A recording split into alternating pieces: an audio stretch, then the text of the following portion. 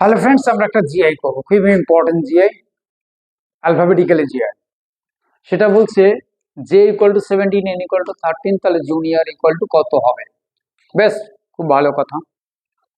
First GI এই ফরম্যাটের জিনিস মুখস্থ করে লাভ নাই।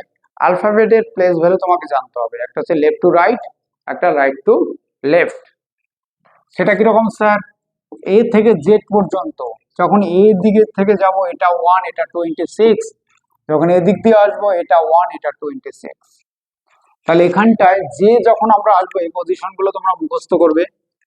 লেফট থেকে রাইটে গেলে হয় 10। তাহলে স্যার আমরা 10, এবার এই 10 পেলাম, যে place value 10, Matlab left to right. এইবার তাহলে যে স্যার 17 কি করে হলো? তুমি 27 থেকে 10 বাদ দাও, ক্যান্সেল করো, দেখো হচ্ছে 17। ঠিক, এন এর place value left to right 14, তুমি 27 থেকে 14 বাদ দাও, দেখো হচ্ছে 13।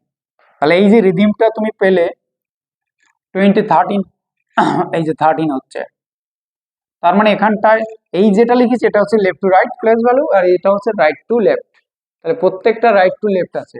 তাহলে যে সব জায়গায় 17 আছে, এখানে 17, এখানে 17, এখানে 17। পরে ইউ, ইউ যেমন T20 মনে রাখবে, V21, ইউ ইউ, ভি হচ্ছে 22। তাহলে 27 থেকে S T U V, 20 V মানে 21, এখানে ইউ আছে, ইউ মানে তাহলে 21। 27 থেকে 21 বাদ দাও, হচ্ছে 6। দেখো 13 এর পরে 6 কে আছে? 13 এর পরে 6 কেউ নেই, 13 এর পরে 6 শুধু এ আছে, সরি 17 এর পরে 6 শুধু এ আছে,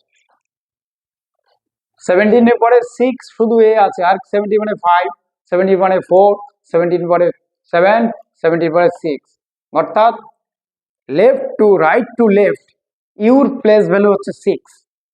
তাহলে যখন তুমি 6 পেয়ে গেছো, তোমাকে আর করতে হবে না।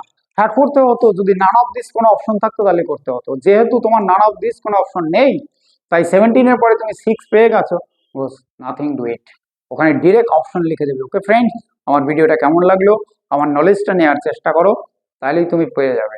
বাই।